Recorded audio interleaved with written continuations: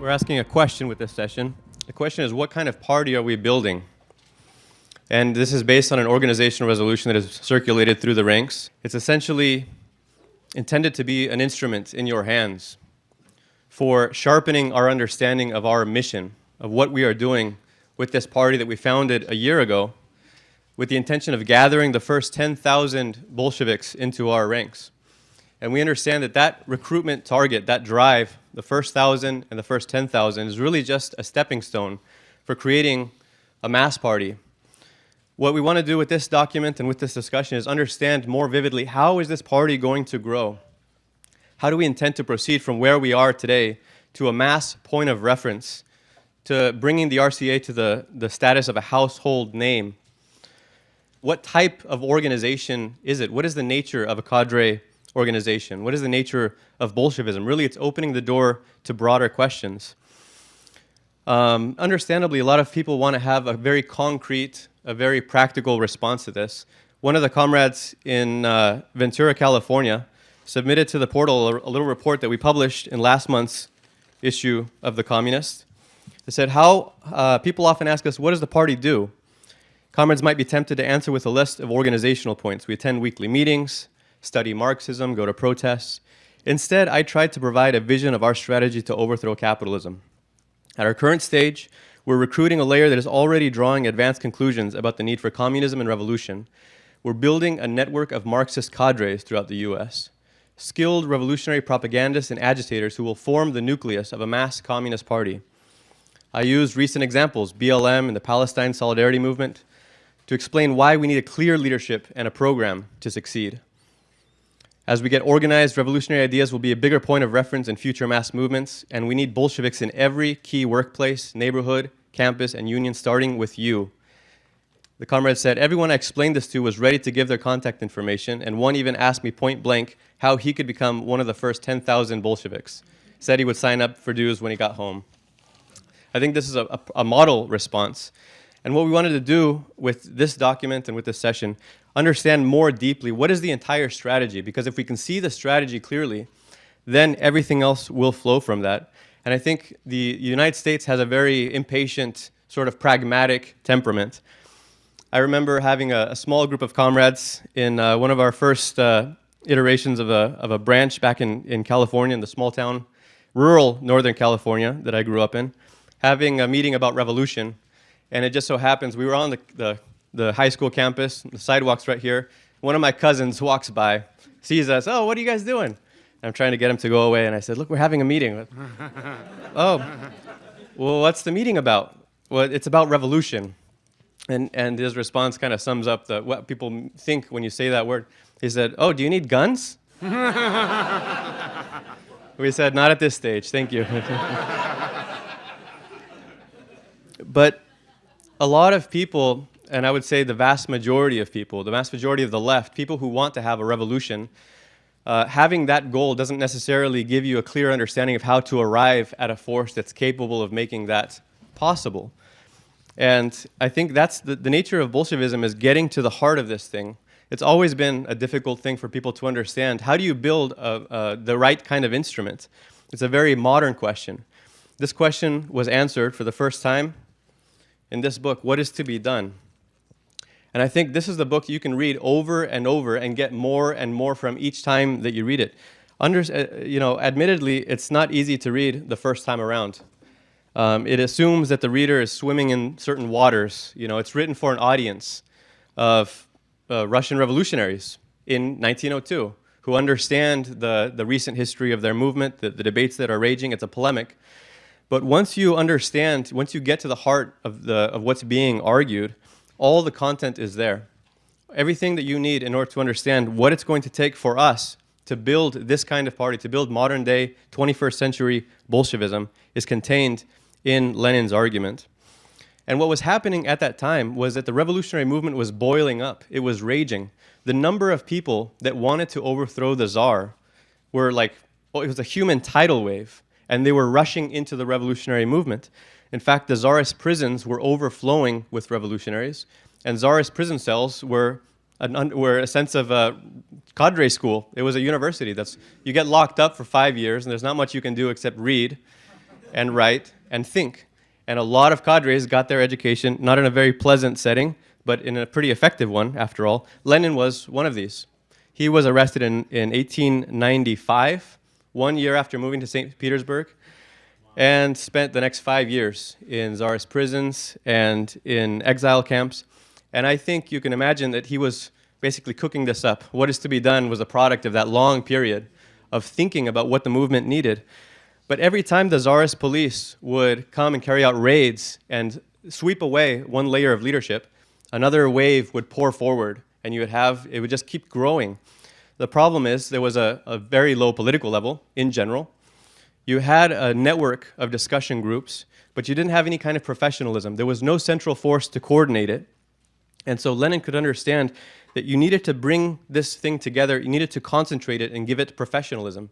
He was fighting against primitive methods, against amateurism, and he understood something that nobody else really did, at least at a degree that no one else really did, is that if you want to give it that hardened core and professionalize a force like that, that's not an organizational, administrative, technical task. That is a political task. It's an ideological task. And what that means is the step you need to take is the step of training cadres deeply and thoroughly in revolutionary theory. Now, we can put the important information, put the bottom line up front. That's what we need to do today. That is the one key to our strategy from which everything else flows, to raise our political level, to train cadres, to train hundreds and then thousands of cadres. That is the only way for us to get to 10,000, but not just to grow in numbers, but to grow in quality, to become the kind of force that can actually wield influence and be a factor in the situation. Understandably, a lot of impatient young leftists don't like this answer. And they didn't like it at the time Lenin put it forward either. They called him, well, they didn't use the word theory, bro, but, and they didn't say theory is elitist as such. Actually, they probably did make that argument. But they said that he was overrating ideology, that he was obsessed with literary, intellectual work, that it would be better if revolutionaries focused on concrete issues, practical material demands, make it realistic. They had a high regard for spontaneity. They said, this is what's happening spontaneously. The workers are moving. We should just be supporting them. Essentially, they were arguing to tail end the movement of the working class. And Lenin fought against this severely throughout what is to be done. The first chapter is all dedicated to this. You need to sharpen, and you need a high level before you can unite. He said, in order for us to unite, we need firm lines of demarcation. You need to recruit people around a theory and around a program. That is the thing that you're recruiting people to. And if you do that from the act of uniting people around a single worldview, and I think we're making progress in this room. I think we have a single worldview represented in these ranks and in the RCA today. We've come a long way. If you do this, certain things will flow organizationally from that. If you have people that think like Marxists and they have the same method when they're analyzing events, if they have a shared understanding of the mission they're trying to fulfill in history, then it creates a certain mentality and you get iron discipline that's a voluntary revolutionary discipline based on commitment. And that's the way that you fight amateurism. These methods that you had, basically a lack of coordination, a lack of agreement, people rowing in different directions. If you want a force that's powerful and yet flexible and agile, something that's steadfast, that's not going to break apart when it gets tested under strain of events, then you need people, you need to build it out of a special material, and that's people that understand history, how history unfolds, the laws of history, and their role in that process. And that's exactly what the Bolsheviks achieved. In a sense, what is to be done is like the mission statement. In Russian, что делать? It's like what to do. It's like, here's what you do. That's what he was laying out. 15 years later, they completed the mission. 15 years later, separated 1902 from 1917. And in 1913, a few years before that victory, this is how a Tsarist police reported the impact of the Bolshevik cadres. He said, the faction of Leninists is always better organized than the others. This is an internal report, obviously. Stronger in its singleness of purpose. They're more resourceful in spreading its ideas. Its circles are scattered throughout all the cities. They're the most energetic. They seem capable of tireless struggle. They're constantly organizing. That's because they had a shared ideology. It's the political clarity that created that kind of effective organization. He also explained that the role of the party is not to tail end the working class movement, but to raise its sights, to raise its horizons, to show the way forward. We're not here just to support from the back ranks. We're here to try to explain with clarity, here's the way forward, this is the way, and try to win leadership on that basis. So how do you achieve this result is the question. I think many revolutionaries would probably like to have a well-disciplined, solid organization. But again, there wasn't clarity as to how to arrive to this thing. A few weeks ago, I went to a branch meeting in Brooklyn, and we had a really good discussion about this document. Comrade Laura was there and made a good analogy, said that capitalism is like a massive wall that needs to be battered down. And you think about the mentality of most people who are anti-capitalist, they want to batter down the wall, and they hate capitalism, and they see with an urgency, the world is burning, all these people are suffering, we need to batter this down. But they don't really think what it's going to take, so they go straight to the wall with their bare fists, and they just start hammering, and they eventually get burnt out. And the Bolsheviks are those in the crowd that are like, let's take a step back, folks, this isn't working. We need to have an instrument that's suitable for battering down a massive wall like this, and that means we need to step back from the wall and start building it. And here's a construction site over here. It's going to take a long time. It's not going to be easy, but this is the only thing. A massive battering ram that the entire working class can hold on to, and then we're going to be able to batter it. So let's go. And then you try to recruit people to this effort, and some people still don't get what you're doing, and they're like, okay, well, you're saying we should abandon the wall. We can't do that. This is urgent. People are suffering. People have immediate needs right now. You want to go have this abstract construction project over here. We don't understand what you're doing. This is basically the debate that Lenin was having with the revolutionary movement in what is to be done. And so the short version is, he also said, what is the practical step that we can take? A press. You need media. You need a way to package ideas and organize people around that so you can get on the same page that way. If you have a place where you're producing a stream of analysis, producing theory, producing reports, and it's not just written media. In our time, we have podcasts as well. We have YouTube. We have Against the Stream. We have, how many watch Against the Stream every week? Look at those hands, Fred. Let the International Center know that. Well, maybe that has something to do with the political unanimity we have in the party. It's nourished by weekly input. This is what Lenin was talking about. You need a way of getting people on the same page. That's what he was trying to build with Iskra. People said, oh, you're dogmatic, and you're too literary. And people say the same thing, oh, the Trots, they have papers. They write articles. Well, they didn't understand it then, they don't understand it today, and we can leave those critics to their methods. Our methods are working pretty well so far, I'd say. We can look at the question of what is a cadre organization in general. And we've often done this in the form of analogies. There are multiple analogies. It's not just the military analogy. The comrades at the center know that I've been doing a bit of a rabbit hole into military structures, and I'll get into that, but it's not the only one. Anytime you have to have large numbers of people mobilized suddenly to achieve something, you need cadres. Anytime you need large numbers of people to come and respond to an emergency and get something done, and they need to be directed by a force that's already thought through how do you direct, what needs to, what is it that we actually need to achieve and how do we go about it? You need cadres to be the leadership of that massive operation. Think of any kind of emergency. You have a natural disaster, an earthquake, a flood, things need to be done. You need people mobilized. You have an epidemic breaks out, a pandemic. The CDC has its cadres. They actually have a pretty thorough explanation for their personal how to roll out a cadre. And a cadre, by the way, it means framework. It's French. A cadre is an individual part of this structure, or it could refer to the structure as a whole. So don't get confused. Sometimes you can talk about a medical cadre, and that's talking about the members of this unit. But what is a cadre? It's a special organization, and it's small, and it's tight-knit, and it has the ability to become massive. That's a pretty cool feature. And the ability to become massive very rapidly comes from certain qualities that the small group has.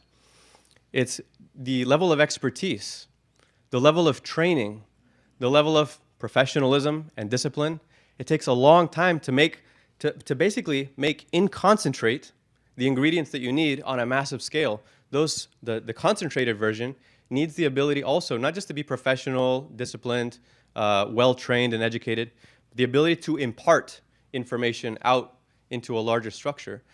Why framework? Because it's the outline of a much larger organization that can then be filled out. So you could think of it like a skeleton. You know, you need a structure that's sturdy, that's not going to break, that can uphold other tissues and organs. You know, a framework can be built out. You can think of it also as a foundation. There's a lot of different analogies. You need something solid, and then you can have a mass that rests upon this.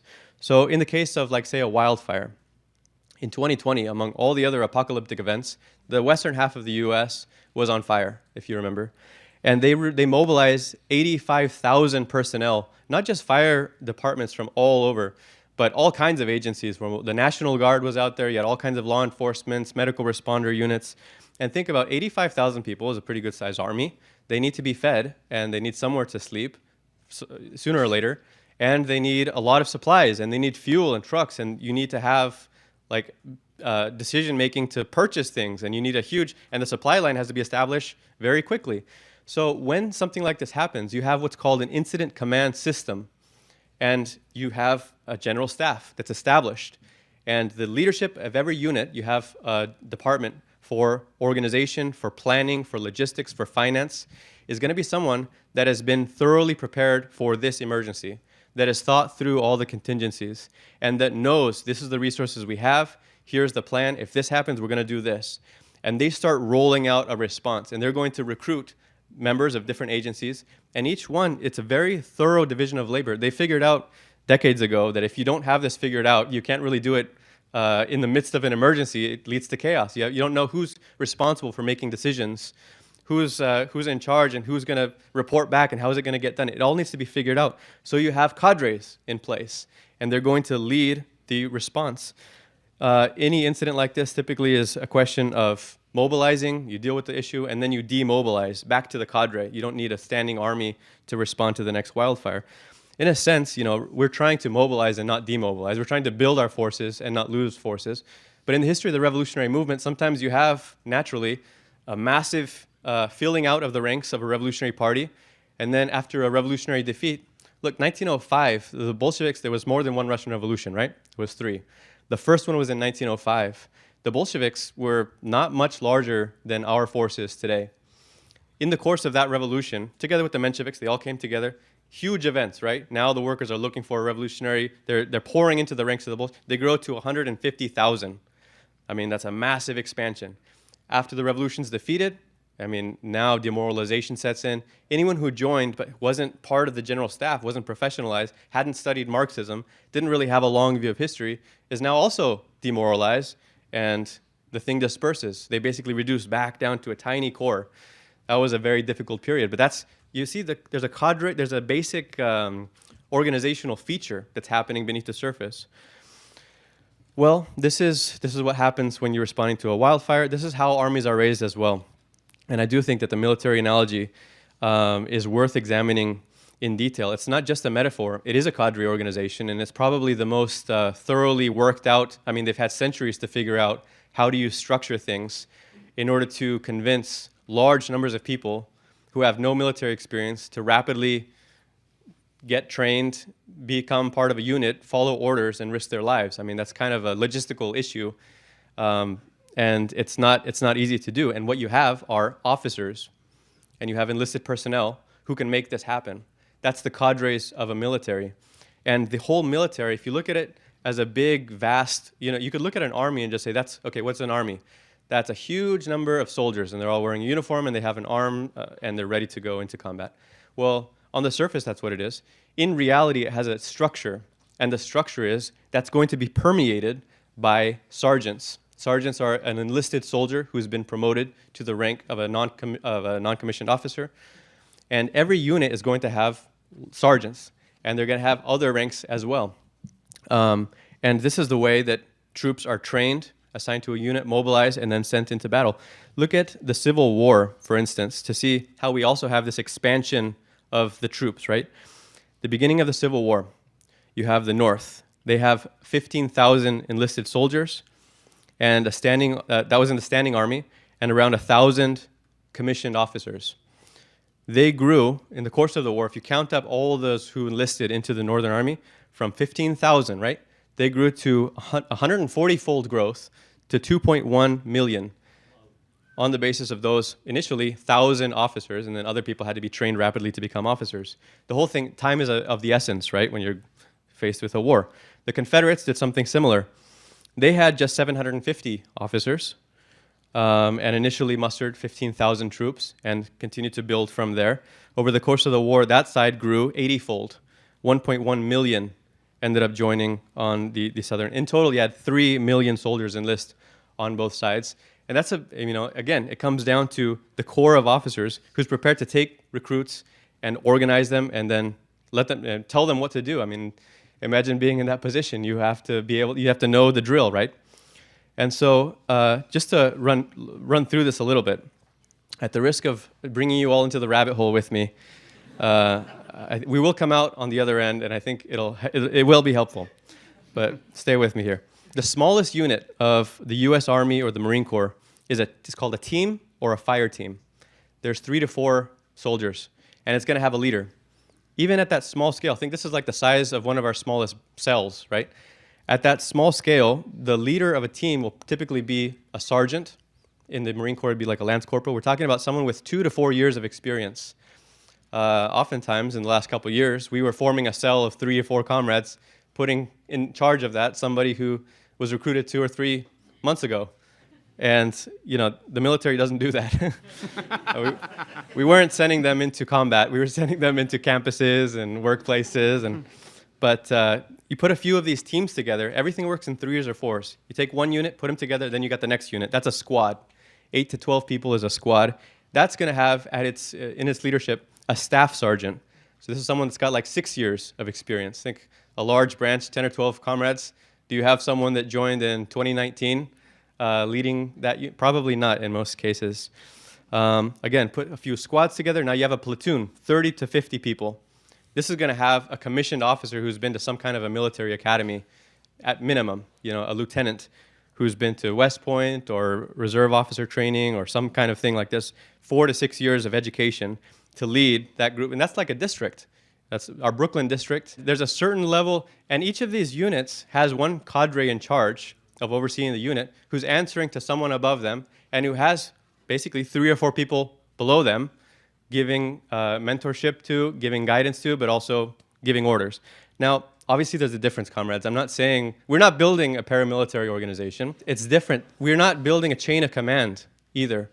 It's seniority and years of service. It's not the same for political leadership because we're not training a network to hand down orders and people to be obedient to that. That's not the way it works. We're trying to build a network that hands down like political clarity and inspiration. And you are trying to build like mentor relationships of training cadres that can help someone understand Marxism better, build their confidence, their clarity, and their ability to explain these ideas to others. Because after all, we're not going, the combat that we're going into, the class war, a cadre of a class war, think about it. The military is sending people to spread destruction and misery and to spread artillery. We're trying to spread ideas and to spread the influence of a revolutionary program. And so for that, you need cadres every bit as much as a military does, but it's a different type of cadres and it's a different type of structure. So I thought many of these things were quite interesting. They want it to be a very rock-solid structure. Sometimes it becomes not so solid, by the way. Sometimes the thread connecting soldiers to officers becomes quite tenuous, and we can talk about that. But you have a cadre density throughout the army. That's the thing that needs to be understood, is that 15 to 20% of the troops at a large scale are going to be officers or non-commissioned officers. If the RCA was a military unit, it would be a battalion, and it would probably have 150 to 200 officers and sergeants who have an average of like 6 years of experience, more at higher levels, less at lower levels. And so this is basically, if you look at the structure we're trying to build, something that's solid, something that holds together, but we're not just trying to sustain a group of 10,000. See, when we get to 10,000, that's not when we all give high fives and then our work is done. We're trying to build something that our work really will begin when we have these kinds of numbers. The session we just talked about is deploying cadres into high-stakes situations to be able to make decisions and to counter this vicious enemy that we've been talking about, the capitalist class, the most vicious that history has ever seen. And so we need serious leadership for that. I think it's also, yeah, there's a number of things. How much do I want to keep talking about the military before? Well, one other thing here is that I found this document. There's a lot of things on the internet, and one of them is raising an army, 10 rules. And it's not a joke. This guy is a mercenary private contractor who works like for the U.S. Imperialists. When they go in and destroy a country, then you know that the imperialists have to rebuild an army. They often do a bad job of it. But this guy was critical of the Pentagon's system, and he's got 10 rules. He says the first one was to drop the Pentagon's train and equip mentality. Let me just read you this. Raising armies is more sophisticated than this. It involves growing leaders, building institutions, instilling professionalism. Training and equipping alone only gives you better dressed soldiers who can shoot straighter. It goes on. Number two is, secondly, you have to understand this is a deeply political activity. Technical approaches that ignore the politics will fail. Here's another. I'm not going to go all 10. But another one, you have to instill a professional military ethos. That's another way for saying you need political education. You need ideological training. Starting in basic training, imbue respect for the rule of law and allegiance to the Constitution. This was, again, someone who built an army in Liberia in 2014 or early 2000s. It says Liberian recruits spent as much time in the classroom as they did on the rifle range. So when you're building, he says, if you don't do this, you're going to have an army of privates, basically soldiers with no experience and no qualifications to lead and to command and to hold things together. And of course, an army like that just falls apart. He said selecting for leadership is difficult. It takes 20 years to make a colonel in the U.S. Army. A colonel, I think, would oversee like a brigade of 5,000 or something like that. And yet, the countries can't wait that long. They call this line of business, they don't just call it army building, they say security sector reform. And even that is a little strong, so they call it SSR. And so the last rule is, lastly, be humble. SSR is a marathon, not a sprint. Whether one is raising an army of 2,000 or 200,000, the methods are essentially the same, differing only in scale and scope. So I think we can take some of these methods, some of them don't really apply. The firefighters are also organized in a paramilitary organization. I thought this was interesting. I mean, there's patterns to this, right? Every New York City has 5 borough commands. Each has a borough commander. There's 9 divisions throughout. Each division has 4 to 7 battalions led by a battalion chief. Each battalion consists of 3 to 8 firehouses. That's around 200 firefighters. Each firehouse consists of 1 to 3 fire companies, each led by a captain who commands 3 lieutenants and 12 to 20 firefighters. In short, you can see when you need to mobilize large numbers of people to do something risky, it's good to think through the leadership structure. And this obviously applies not just to, think about what was achieved in 1917. I mean, this is basically, I think you can understand it better now after going through all this detail about the military thing. You had a general staff at the beginning of that revolution. In February 1917, you had 8,000 members of the Bolshevik Party. These were experienced people. These were people that had been through a lot. The Revolutionary Party had grown, had collapsed, had grown again in 1912, 1913. World War I starts, it collapses again. It's demoralizing. You need people, if you're going to be in it for the long haul and go through all of that, you need people who have a long view of history and understand what they're really doing at a deep level and are not just going to be swayed by how things are going in the recent period. So that's the cadres. Over time, you forge something that is based on depth and clarity. Well, that's what you had essentially at the beginning of 1917. Now, they put forward an idea, right? The idea is, yes, you've overthrown the Tsar. The February Revolution overthrew the Tsar, but set up a capitalist government, a provisional government in its place. Lenin's message is, we're not going to be part of this government. It says it's a revolutionary government. It's not. It needs to be overthrown as well. We need to bring the working class to the realization that this is not their government, and that in order to achieve the basic material, the immediate urgent demands that the working class made this revolution for, like we need something to eat, we need to stop sending our youth to the front into a meat grinder. In order to achieve that, you have to overthrow the capitalists. This is the message, this is the program, right? All power to the Soviets. So this 8,000 is now the cadre there to transmit the message, like the incident command begins, right? Now here's what we need to do. Go out and spread it.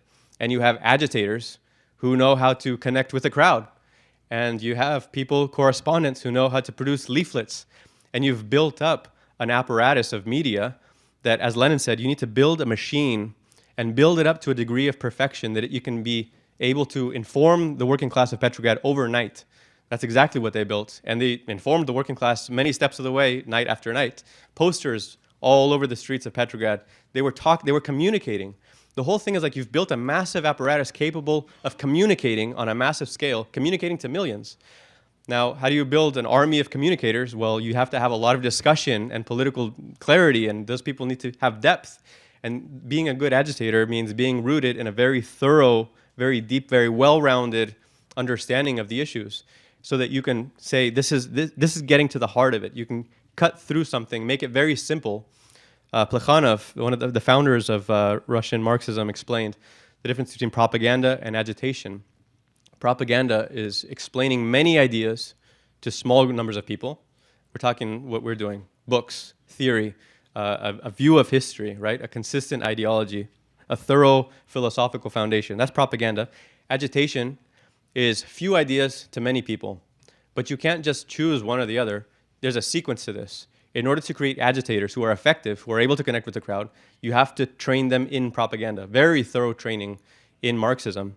And at that level, then you have a Fiona Lolly who can get on GB News and just send zingers and expose the hypocrisy of the ruling class.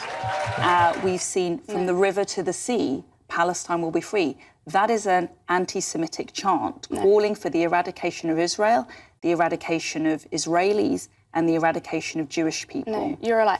You're a liar. And when a Tory politician says, aren't you going to defend Britain? When threats are growing, it requires all of Britain to lean in, as we've done in the past, hesitantly though at first, to say we're going to stand up and we're going to be firm and we're going to defend Britain. There is no all of Britain. There's you guys and there's everyone else, right? If Putin is a threat to the working class in Britain, I don't trust Keir Starmer, I don't trust David Lammy, I don't trust the defence companies, I don't trust the billionaires, I don't trust the establishment as people who are going to defend the working class in Britain. A class perspective, very simple.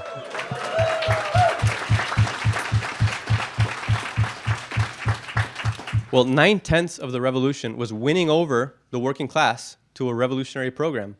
And what Lenin understood as early as, probably back in those Tsarist prison cells, is that you need to train cadres very thoroughly in Marxist theory and unwavering Marxist theory. It's like we have to fight eclecticism. We don't take a little bit of this, a little bit of that. Marx, Engels, Lenin, Trotsky, they were the ones who got to the root of it. And their view is consistent. When you read one, you're reading all four. And you realize that. And any real Marxist, when you realize it, and you can't unrealize it. There's one Marxism. There's not many Marxisms. And when you understand it, then you see its power. We're trying to build something around that realization, and that's what Lenin understood. That is the thing that you have to do. Very few people have understood it through history, but we are the thread of those who have understood it in this international. If you think about it, it's kind of like you have an uprising is also one of these emergencies that's going to have an incident command set up, and they're going to have a general staff to respond to it. And it's going to be a pretty serious thing.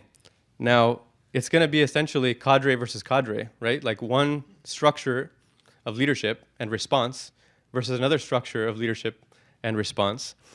And in a revolution, you have one of them win. One of them was more prepared than the other. And one of them was more ready to enlist support in terms of numbers than the other one was. And the one that thought it had solid command, see, the military structure is about command and control. That's openly what they say. We're not about command and control. We're about political clarity. We're about truth. I mean, dialectical materialism is the thing that's guiding us. And so which one is ultimately stronger? I mean, revolutions, once you have mobilized the working class, the other one can melt away very quickly. I say this because we have left down to us a pretty awesome remnant of history from 1917. Trotsky reproduced a dialogue that took place among Tsarist officers when the February Revolution had basically had won, but they're realizing in the central command that they're realizing this fact through this conversation. And here's two generals, General Ivanov and General Khabalov. Okay, let me just read through the thing. How many troops are in order and how many are misbehaving? Khabalov's reply. I have at my disposal in the Admiralty building 4 companies of the Guard, 5 squadrons of cavalry and Cossacks, and 2 batteries. The rest of the troops have gone over to the revolutionists, or, by agreement with them, are remaining neutral. Soldiers are wandering through the town singly or in bands, disarming officers.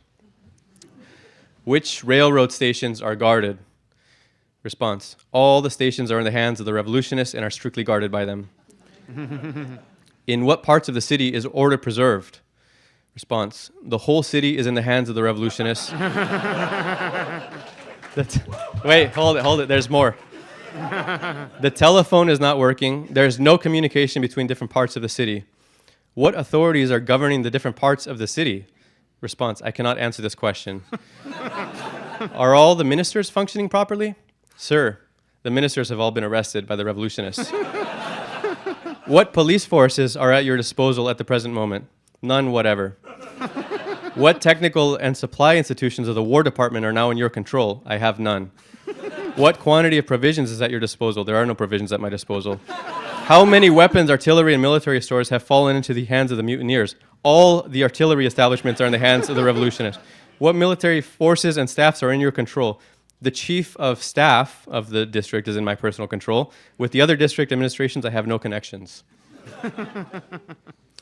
So in the key moment, I mean, all of the command and control counts for nothing if the whole mechanism breaks down, and history has shown many times the kinds of conditions that lead it to break down. That is, comrades, if our cadre are powerful enough, if they're strong enough, if they're prepared enough. And that is the whole point of the grounding in theory. How do we know how far along we are in creating a revolutionary military academy, a red West Point, a revolutionary war college? Well, I think you have a good example that came out not long ago from Denmark. This was something that was circulated in RCI Bulletin 23. Now, we explained that the Danish section is doing quite well, right? It's a growing section, fast-growing section, very energetic in a small country. The working class of Denmark is just over 3 million people, which means that we have almost 1 comrade per 10,000 workers. And when they reach 1,000 comrades, there'll be 1 comrade per 3,000 workers. If what they had right now was like the U.S. population in terms of the working class, it would be like having 13,000 comrades right now in Denmark. So they're not doing bad, but that's why they're getting on the radar of the ruling class and their establishment media. And the largest paper in Denmark, the largest liberal paper, had this expose of a journalist that went undercover. Well, he says I infiltrated. He says by infiltrating, I talked to a very eloquent, open-minded, friendly young communist. I expressed interest in Marxism and immediately got invited to a branch meeting. And he said, I didn't know what to expect. I thought it was going to be something absurd, probably, like people dressed up like Soviets or old-time nostalgics about the Soviet Union, or maybe hippies. I didn't know. Well, the title of the article is something like, I infiltrated a communist meeting. I expected something absurd. What I found was the key to victory. Allow me to read to you extensively from this article. Because the way he says it, the way one of our class enemies says it, is almost better than any comrade could have. The presentation, he's describing the meeting, right? There's a young comrade gives a lead off. The presentation, which was well prepared and well formulated, the level of depth of the discussion would take most people's breath away. Even relatively inexperienced attendees were able to recite and understand Marxist works and argue articulately from them. All of them had a broad knowledge of everything from socioeconomic conditions and economic history to war history and philosophy. The Revolutionary Communist Party must be said to be able to educate and train its members to a degree that enables them to clearly and convincingly present the Marxist message. Literally, even the newest members, the lowest common denominator, were at a higher level than the average Dane and the average liberal. Despite great diversity of age groups and educational backgrounds, all members, new and old, are apparently encouraged to immerse themselves intellectually and study Marxist theory thoroughly. In addition, they learn to formulate their knowledge as arguments, to write speeches, to debate, and so on, with the result that even a relatively new and young member of the party can be considered a top-tune, well-oiled machine when it comes to defending the Marxist-Leninist vision. Another observation, although the 2-hour-long debate covered a wide range, all topics and questions were considered from a Marxist perspective. In formulating their arguments, the party's members took an uncompromising point of departure from the theory behind the party's ideology. He's like, wow, they're consistent. They all have the same view. And this is the conclusion. However much we may disagree with the Marxist worldview, we must recognize that part of Marxism's gains can be attributed to the fact that without apologizing for itself, it actually tries to deliver clear and unequivocal answers to humanity's problems, big and small. We must realize, here's the end, we must realize that the ideological battle is still raging, and that in order to win this battle, we cannot deny the need for a serious weapons upgrade. If you are in doubt about how to do it, I can recommend a visit to the Revolutionary Communist Party. Every cell secretary, every comrade who's leading a cell or any other unit of the party, write this down, RCI Bulletin 23. You can print this out, study it, mark it up, and ask yourself, is my cell at this level? Are we producing this kind of atmosphere? Is this our environment? Is this where our training grounds is at? And if not, what's our plan? How are we going to get to this point where we're producing this? And it wasn't just accidental. It's not like the Danish comrades they swim in Bolshevism and then they're just ready to go. Hard work produces this result. This means that everyone, and it says it in the bulletin, they expected, look, we're going to have a contact is going to be there. All right, everyone studies and prepares and does the reading and comes with something thoughtful to deliver. And the result is, you ever have one of these cell meetings that's just electric and it just leaves you feeling with energy? And then you can go and build and you can get through another week and you can keep, that's the thing that we're trying to conjure up, a factory of that. That doesn't happen automatically, and it happens only when the comrades go into it saying, that's what I want to do. I want to strengthen my cell. I'm ready to bring something. Let's bring some fire this week to the cell meeting and do it each time. The results are going to be an atmosphere that produces cadres. Now, this was the way the Russian revolutionaries did it. It's not like, it was hard and it was boring and it took years and it was not glorious. And that was part of it. And a lot of people went through the ranks and, burnt out or disappeared or got active for a little while. The things that we're up against, we're not up against a czarist officialdom that's raiding our offices and, rounding up our comrades and sending us to prison. We don't have to worry about those things. But we're up against the pressures of life, like life under capitalism. And that means too many people, they come into the ranks, this is cool, I like this. They don't really get it, what we're doing. And eventually the pressures of life are like, okay, I'm gonna go do this. And I got other priorities in my life, maybe I'll come back. And a lot of them are coming back and it's going well. But basically, what does that mean? It means that the general staff isn't quite at the level that it needs to be in order to impart the clarity to those ranks that are coming in about what we're doing. That's why we wrote this organizational resolution, to try and help with that. Basically, it's like, if you understand Bolshevism, if you can impart to people who are new, welcome in, this is your party. But you're not just here because you're a communist and we're a communist and we're all going to talk about communism. And you're not just here because you agree with our views and you want it to be with a group of like-minded people. What you're joining is a training grounds. That's the thing we need to find the way to explain to contacts and new comrades. Like, you're joining an ideological training grounds that will make a revolutionary out of you. And it's going to be hard and it requires your commitment, but there's a massive reward. Just get a taste of this Marxism. Once you see this clarity, that's the thing that can drive us. But you need to have that kind of environment that produces that result. How did it start in the early days? Plekhanov was the founder of Russian Marxism. Throughout the history of Bolshevism, Lenin and Trotsky were always even though he became a Menshevik and he lost his bearings, but he played a role in starting this thing out in the 1880s when there was no Marxists in Russia. And he laid the seeds, and it was patient, very thorough philosophical work. They said Lenin and Trotsky recognized that Plekhanov educated an entire generation of revolutionaries. But in these early days, what were these discussion groups like? Well, I have here a passage from a memoir of an industrial worker who participated in one of these propaganda circles in the 1880s.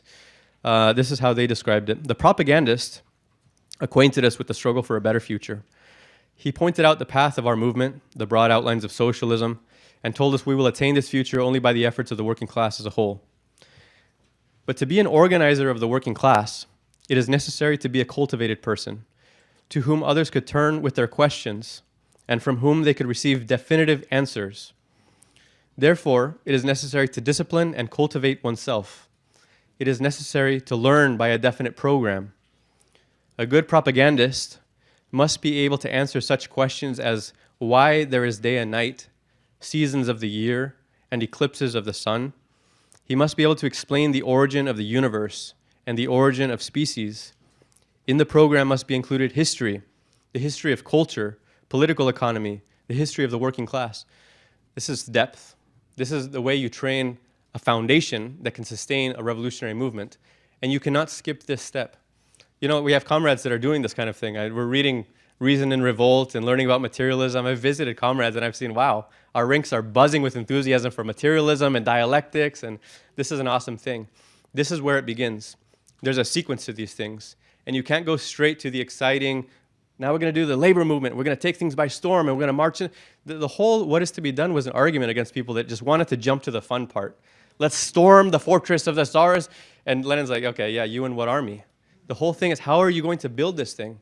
Lenin understood you need the depth first, the rest will come from that.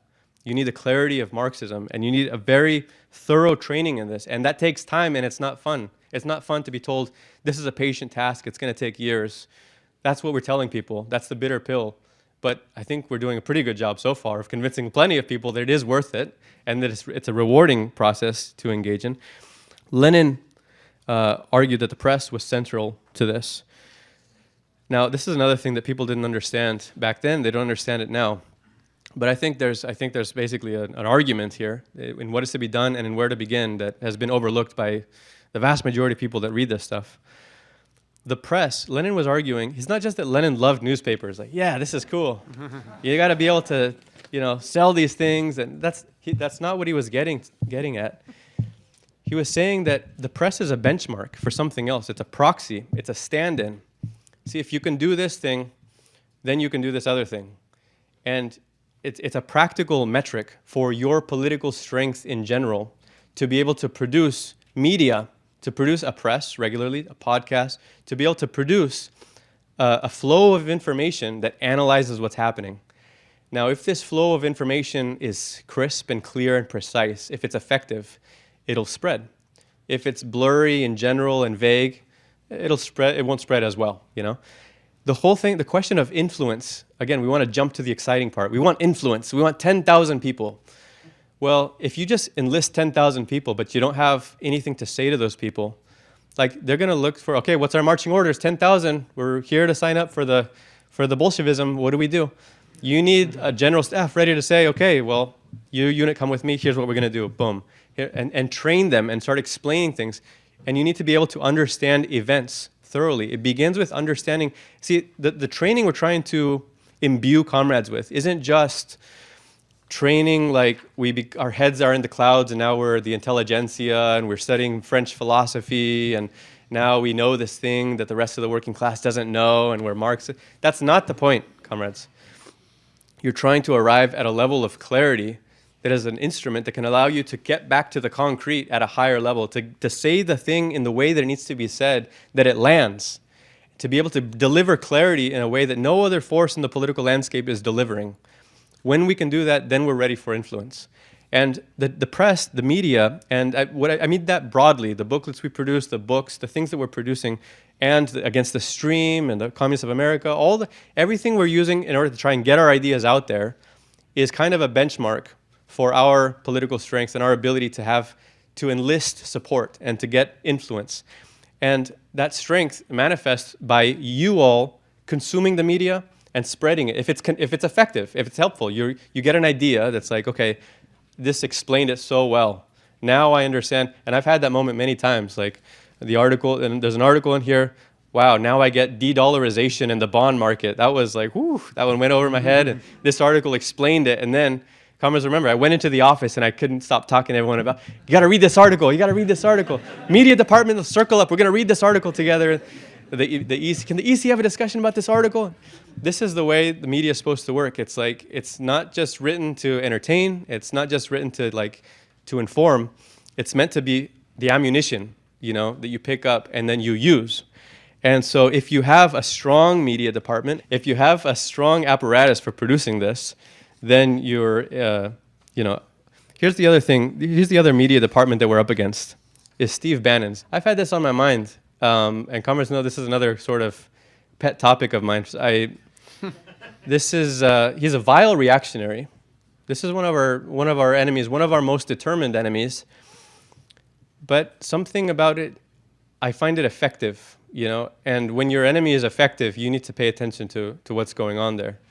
And what Steve Bannon is doing is, his view. He's like a fundamentalist Catholic, and he's a vile xenophobe. Everything comes down to the immigrants, right? All the problems, everything he says is like, this is what the immigrants are doing, and he wants to give Trump a backbone to fight back, to railroad the courts. Like, that's his program. But what is he doing? He's taking in the news, and he's churning out propaganda in a prolific way. Like the podcast of Steve Bannon is called War Room, and they produce like 4 to 6 hours of podcast streaming content every single day, 6 days a week. And it's taking the headlines of the news, the headlines of everything that's happening. And Steve Bannon has shared, like, this is my media routine. I read the Financial Times every day, and I read The Guardian, and the BBC. Steve Bannon is consuming this, and he has a team of like 15 people working on his podcast, and they're all consuming the news, and they're reading it. And in his war room, there's a fireplace, and above the fireplace, they have MSNBC. That's like, we have to listen to the enemy and what they're saying. And they have the producers are like taking clips. And the beginning of his episode, if you watch any of this stuff, the beginning is like just a video montage of clips. This is what the mainstream media is saying. Just a couple seconds of this and a couple seconds of that. And he gives you a feel like this is the message out there, and then he comments on it. And it's the volume of what they're able to pump out. That's what allows him to be directing a current of public opinion. People can follow that, and then you guess what? There's people that will, maybe they're workers, maybe some of them are like on the shift listening. And while they're on their shift, they're like, this stuff is going into their head. We need to make the revolutionary communist version of this. We need to counter this and we need to outdo them. We need to out-organize them. We need to out-train them and out-discipline them and out-study them and out-cadre them. That is the force that we're up against. And I think if you see how they're doing it and how effective it is, then you understand this is why we're saying the paper is important. And then, what's this joker, the liberal Hassan? Is that the... And he's like... Of course a trot is selling a newspaper. Pamphlets and newspapers. Virtually everything that you search online that is a Marxist webpage with things written on it will almost always be operated by a trot. These are... In the socialist movement, these guys are like the archivists, okay? Okay, yeah, they don't get it. They don't see why we're doing it. We understand why we're doing it. And we need to use this to train up our cadres, and really we don't have a second to spare. That was the point on the media. Just to bring this all home, comrades, I think it's important that, we wrote this as an instrument to put into your hands to help recruit. If you understand what the party's strategy is better, then you can get people on board more easily. And you can also help comrades who are new, who are building up a commitment and saying, okay, I'm trying to understand what this is. See, when I joined, it took a while. There's an interval involved. Like, you don't just join and then, boom, I'm ready to be a Bolshevik, like a lifelong committed soldier. It takes time before it took me a couple of years. Like, I joined, and my commitment was like, I'm very interested. I was very enthusiastic, but I was like, yeah, communist. I'm surrounded by communists. I'm a communist. Yay. But it took me a while to realize what this party is going to do and what role we're going to play in history. And when I did, then everything changed. And you can't just artificially give that in a package to people. It takes time for that to sink in. Like, we are going to overthrow capitalism. We are not just saying these things. We are going to do it, comrades.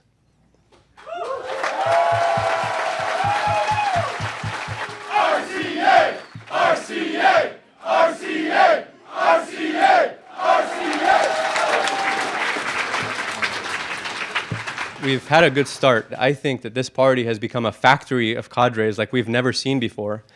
And I see it every time I visit an area, every time I interact with comrades that I haven't seen for a while. Like, the development is happening at a pace that I have never seen before. And I think that's awesome. And really, that is the only metric of our success. That's really the thing we're trying to do here. There is a surface appearance, and then there's the reality that's happening beneath the surface. And the reality is, we are a cadre organization, and we're developing cadres, and that's the only metric that matters. What matters is not the surface number.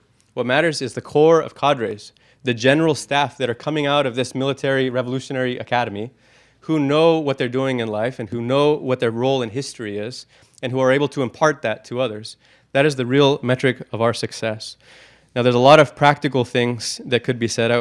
It's always important to bring this home, and I think Trotsky had the ability to go into the theory realm and then to come back down and to bring it home.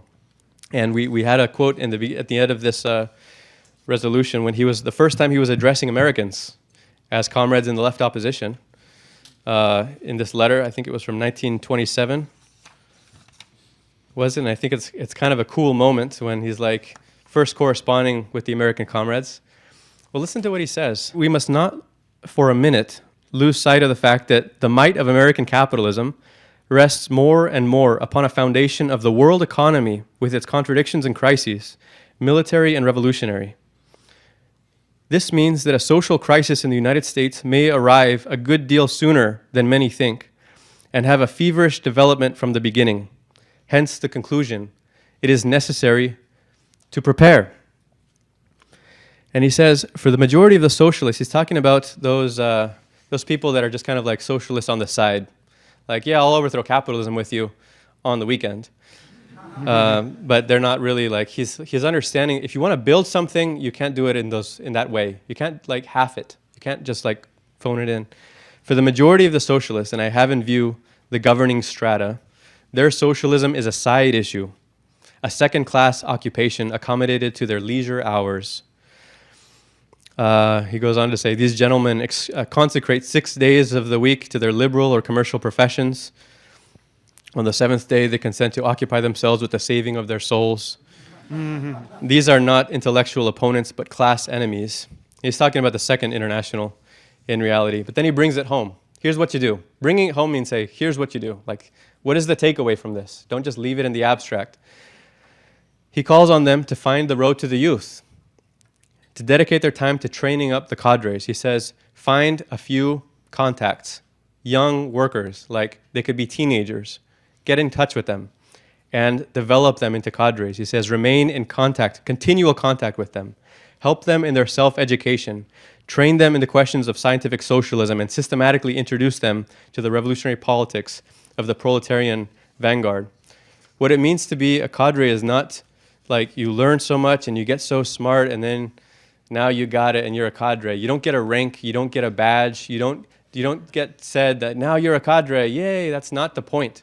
That's not the point. What your measure, being a cadre means you have something to offer to other comrades and you can lift them up. Your ability to build other cadres is the thing that matters.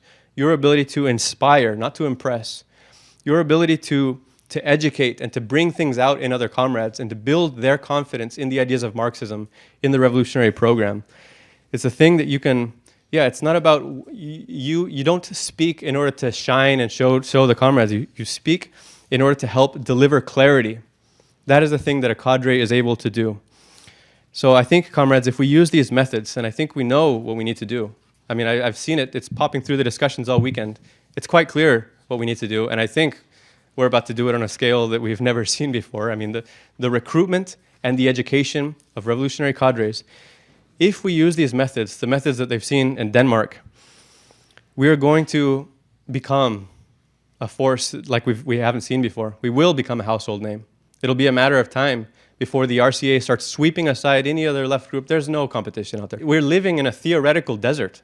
There's no Marxists out there. There's nobody talking about the things that we're talking about. There's nobody training cadres the way we're training. We have no competition. We have a wide open field. We need to get to work. That's the thing that we need to do. And if we do this, comrades, we will become a household name. We'll become the worst nightmare of the ruling class. And we will become the only hope for the working class.